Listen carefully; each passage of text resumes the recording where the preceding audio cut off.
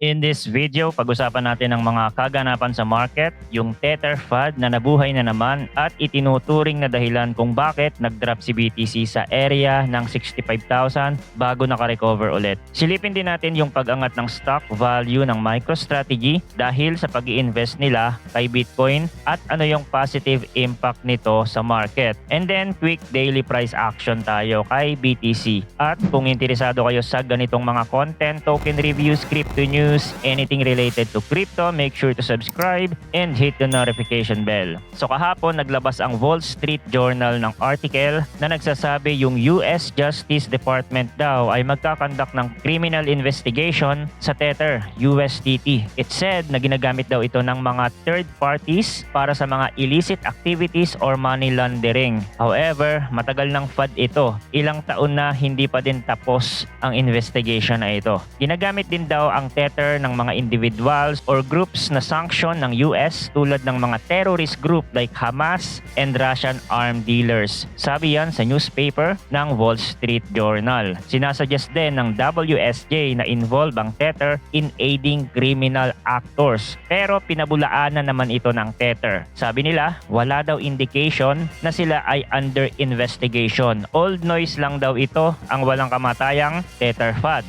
At ito yung pinapakita ng record. Ang SEC daw ay merong at least 44,885 pages of records on Deltec Bank, the Caribbean bank where Tether does its banking. Meron ding documented record ang Tether sa collaboration nila sa law enforcement. It claimed in August na tinulungan nila ang mahigit 145 law enforcement agencies na ma-recover ang more than $108 million in USDT na link sa mga illegal activities since its launch in 2014. Ngayon, ito yung tinuturong rason kung bakit bumagsak ang price ni BTC sa 65,000 price level bago ito nag-bounce pabalik sa 67K. Iba pang balita, nung nakaraan na hack daw ang US government crypto wallets ng $20 million.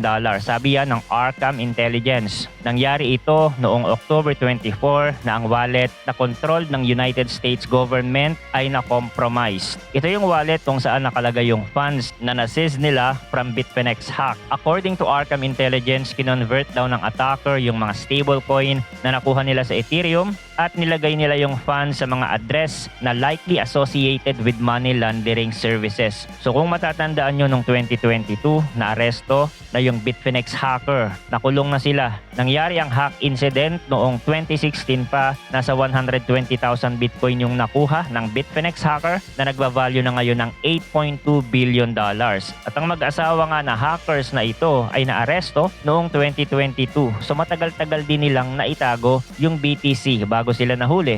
At yung stolen funds ay napunta sa mga law enforcement at sinasabi ito yung largest digital asset seizure by the United States Department of Justice. So far, ang na-drain lang sa wallet ng United States government ay $20 million.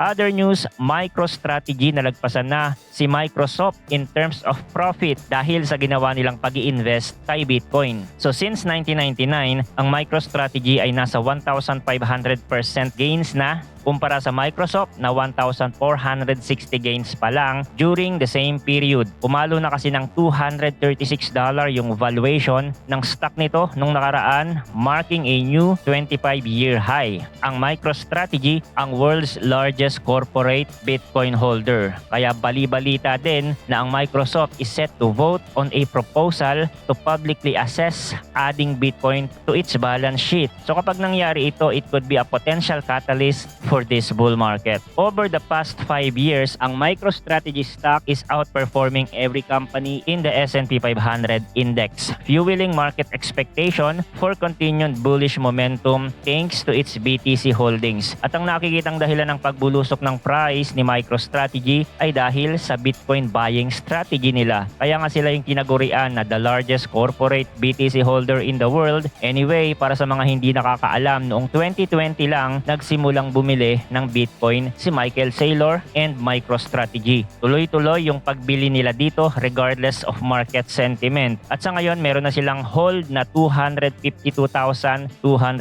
BTC na nagkakahalaga ng $17 billion at current price. So meron din itong positive impact sa market kasi pwedeng tingnan ito ng ibang mga malalaking company and corporation at gayahin yung ginawa nila. Imagine kahit 1 to 2% lang ng mga bigating company like Microsoft ang mag-allocate kay Bitcoin, malaking bagay na yon. Lalo na yung narrative na mabubuo dito that could drive positive sentiment in the crypto market. Kasi yung mga bigating company na yan, nakatenga lang ang kanilang mga dollar reserve at habang lumilipas ang panahon, bumababa ang value noon dahil sa inflation. Kung ilalagay nila yung maliit na portion ng reserve nila kay BTC, then pwede siyang tumaas in a couple of years. Iba pang news ay about Bitcoin ETF demand hits 6-month high while futures volume remains subdued. So ibig sabihin yung demand sa spot Bitcoin ETF has reached its highest point since the Bitcoin halving in April. Meanwhile, yung interest naman sa mga futures traders ay hindi ganon kataas. Ang volume traded across all futures contract per day ay nasa $35 billion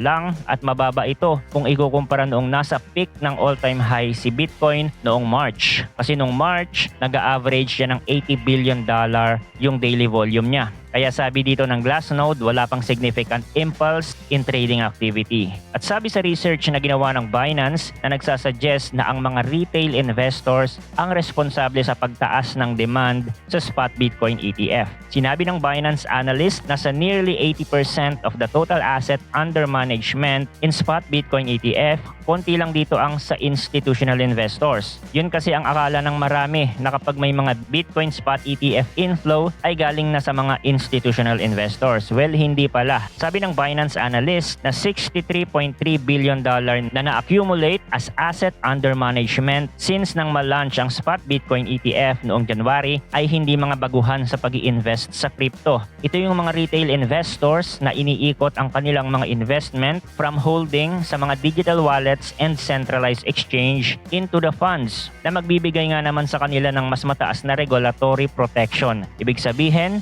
ang nagdo-dominate pa din sa pag-i-invest kay BTC ay mga retail at hindi institutional investor. Pero ang demand naman daw sa mga institutional investor ay tumataas pa din at nanggagaling naman yon sa mga investment advisors and hedge fund. At karamihan, still yet to come. Price action update naman tayo kay BTC as the time of recording. Ang price ni BTC ay naglalaro sa 67,000 price level. Meron tayong range na nabubuo dito after the formation of a higher high. So itong area na ito, nagsisilbi siyang support. Pero possible pa din na mag-drop siya hanggang 63,000 bago mag-bounce. Ito yung higher low natin na nagsisilbing support area. Hindi dapat mabasag yan para mapanatili yung bullish trend ni BTC. Sa galaw na ito, lamang pa din ang bulls here, still on the bullish momentum kahit bumaba pa yan. Retrace and then pump. Bearish scenario is a rejection at mahina yung bounce na magpapalabas sa lower high. Sign of weakness, then that could lead to a retest sa support natin dito. Okay? So yun lang ang crypto update natin for today. Thanks for watching again. Good luck and see you on the next video.